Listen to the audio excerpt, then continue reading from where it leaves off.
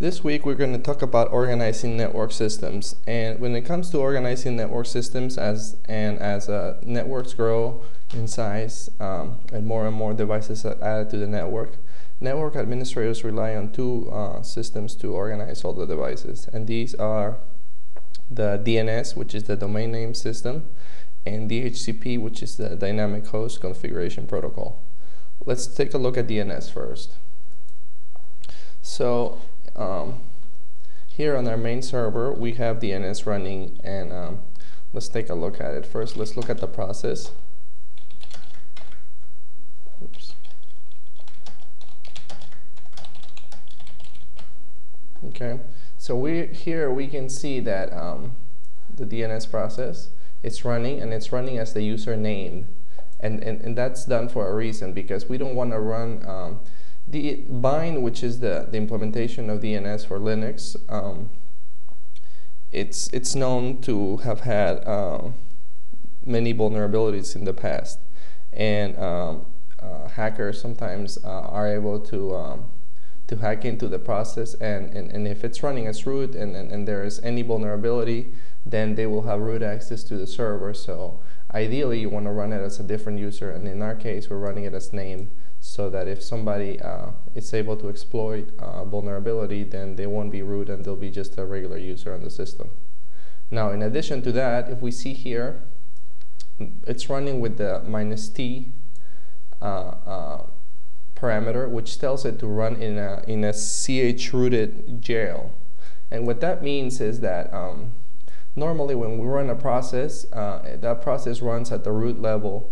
And again, if somebody maliciously can exploit a vulnerability, not only will they be running as the user, but also they will have access to the entire file system. Well, when we put things in ch-root or in a jail environment, then that basically limits their access, and they will only have access to this root directory here, which barely contains anything.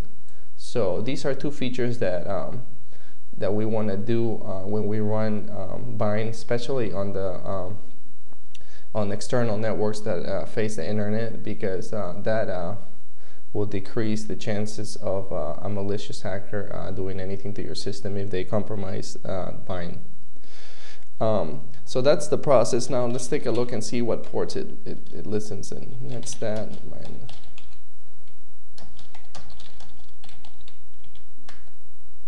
Okay, so here we can see that it's listening on this IP address and then port 53.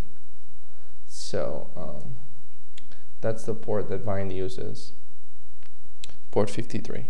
So now let's take a look at the configuration. To configure DNS on a Linux host, you basically have to edit the etcname.com file. So let's take a look at that file. Okay. So here you have an options part, which is just really basic, and you tell it where the directory where you're going to keep all your zone files, and then here I'm telling it to listen only on these two IP addresses, because this machine has multiple IP addresses. Now there's this concept of keys when it comes to bind, and you can use keys for several things, but one of the main things that you want to do is, if you have zone files and you have a primary and a secondary DNS server, your primary DNS server is where you will update all the zone files and add hosts and that type of thing.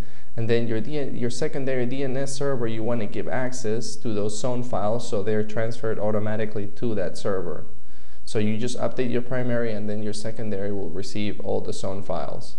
But again, you just want to do that for your secondary servers and not everybody else. Otherwise, anybody can basically get a dump of all your hosts and use that maliciously. So you could do that by specifying here on the zone file. We go down here. See, so here are the different zones.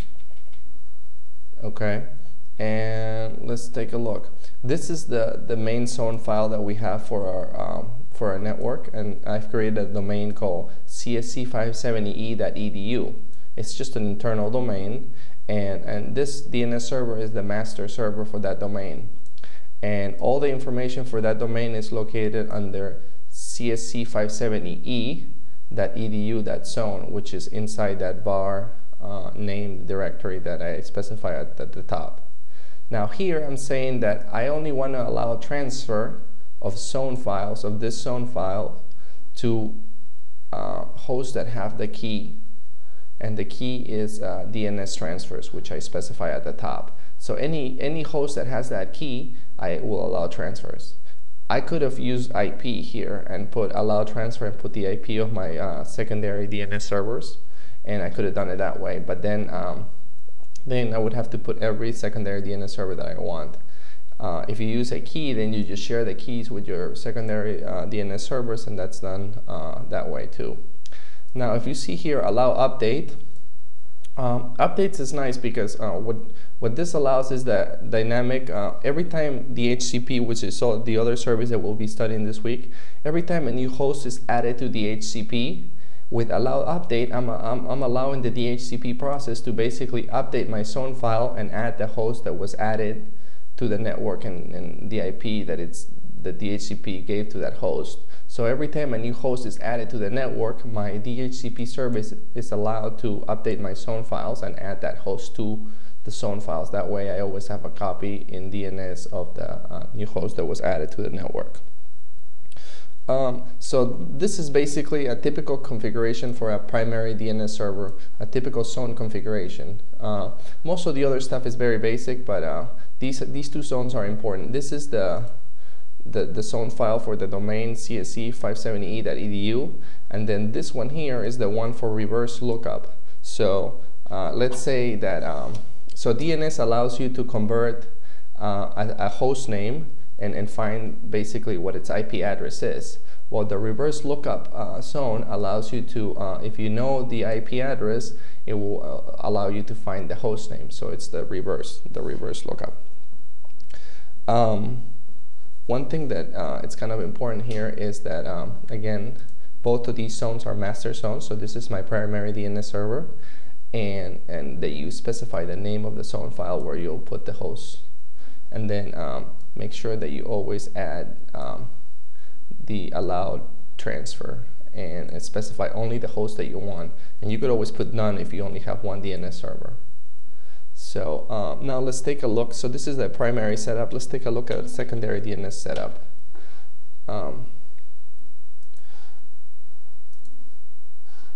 Let's see. Okay, so here this server is configured as a secondary DNS server.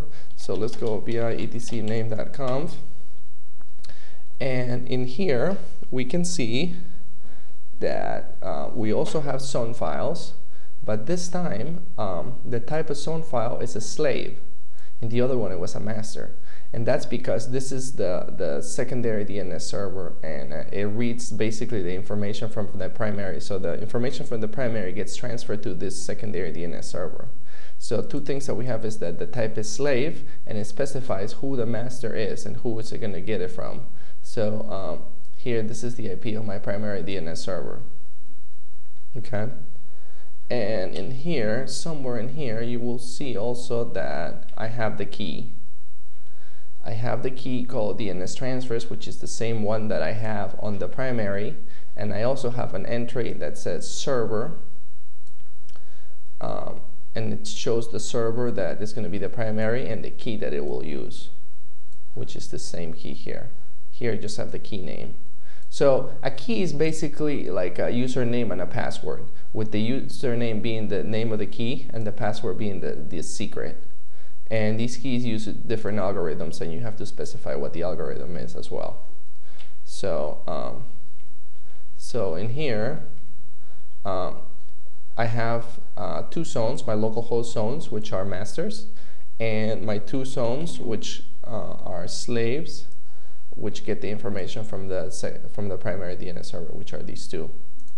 For your assignment this week, you can log into the csc570e.uis.edu server and look at the name.conf to basically get an idea of how to put together the information you need to configure your bind instance.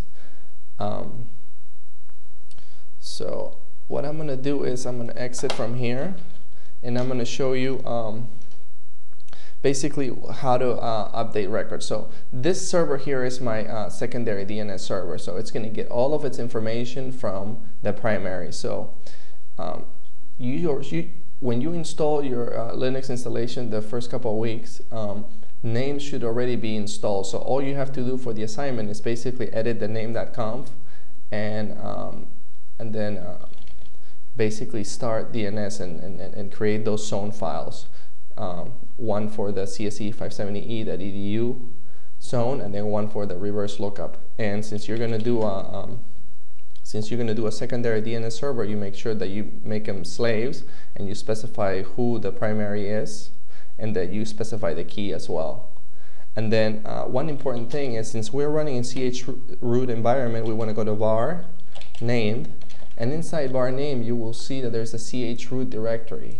Okay, so normally if you weren't running it as chroot, then you would put your zone files right here on var name. But since we're running in chroot, we want to go into chroot and then var and then name, and this is where the files actually exist. So the directory starts here inside the chroot directory. So var name inside there, this is where the files are.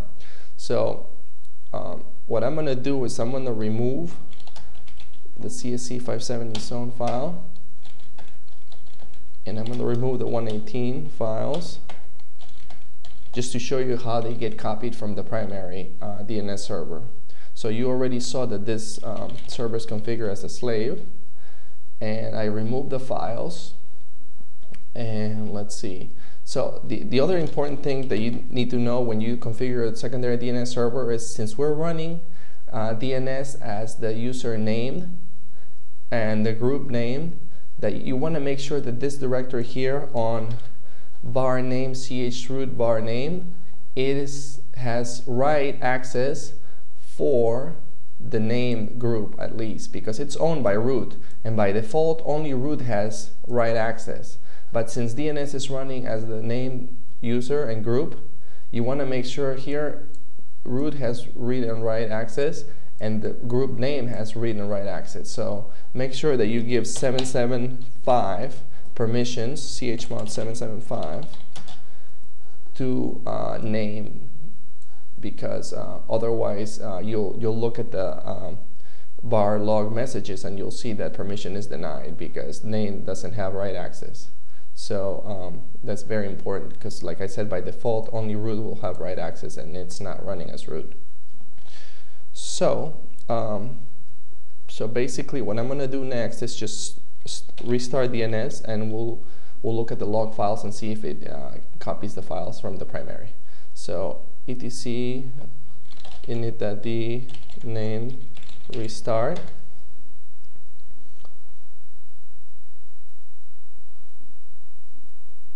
It's going to stop it. It's going to start it. Then we're going to do tail -100 var log messages. And then here we see that transfer of 70 from this one and the transfer, and there were no errors.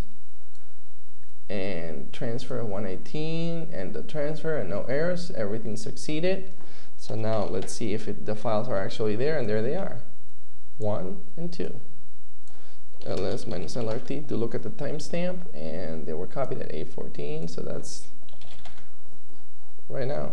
So looks like our configuration is correct, and name can write. See, it was written as name. So make sure again that name can write to that directory.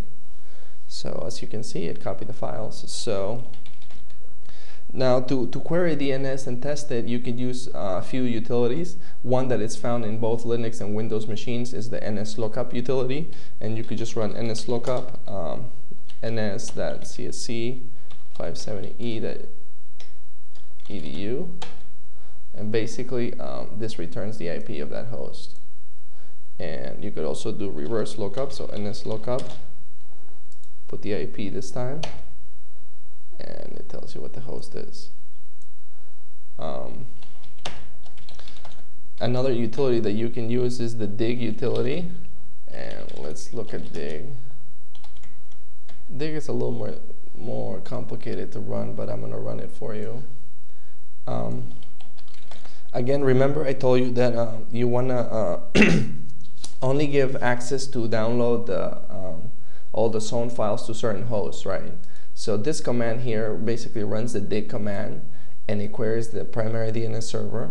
And what I'm asking here is for a complete dump of the zone file for the domain csc570e.edu. So let's see what happens. See, this failed because, like I said, I'm only allowing that to users that have the key. And in this case, I didn't specify the key, so I didn't get that. And that's good because you don't want everybody to be able to get the entire dump of your zone files, because then they could use that maliciously. They can still query it and figure out what host you have there, but they would have to know at least the IP or one of the hosts there. It won't give them a complete dump. So now I'm going to run the same command, but this time I'm going to specify the key. Oops. So I'm going to run this.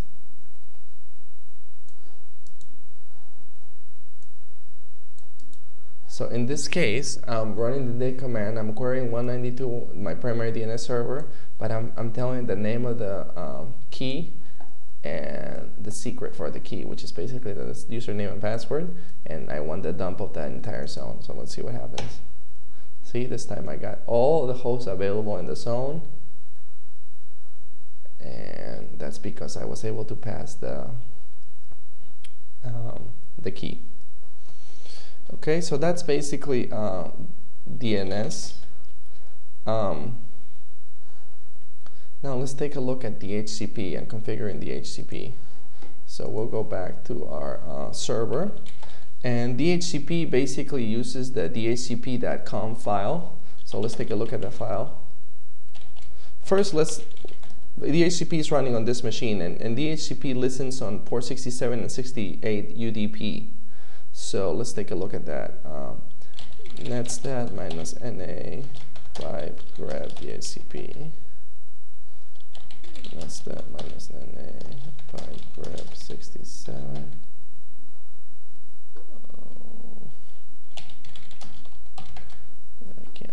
So let's see what we find here. Here it is, UDP 67. That would be your DHCP process. And now let's do a PS minus elf pipe grep DHCP. And here we can see that the DHCP is running and listening on this interface.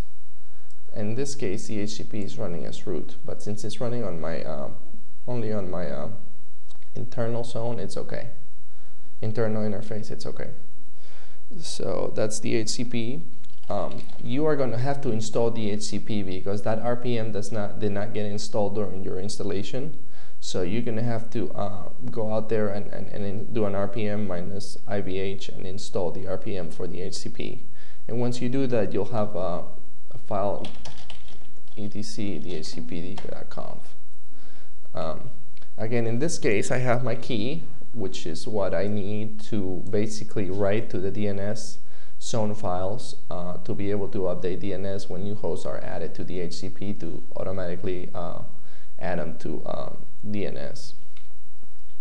So that's that. And then here, I have my default lease time. So basically, DHCP is used to give IP information to hosts on the network automatically. So normally you would have to create for each host on your network, you would statically have to specify an IP address, a default gateway, a DNS server name, and all that information. But what DHCP does is you just tell it to dynamically go out and broadcast and find a DHCP server, and then your host will go out and find a DHCP server, and the DHCP server would give them all this information. So when this information is given to a host, this is given for a period of time, and it's called a lease.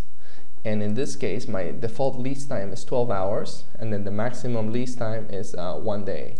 So after 1 day, it will the host will go out there and basically try to get renew the lease. Okay, and then what you have to do is for every network interface that you have, you basically have to specify a subnet under your dhcp.com file.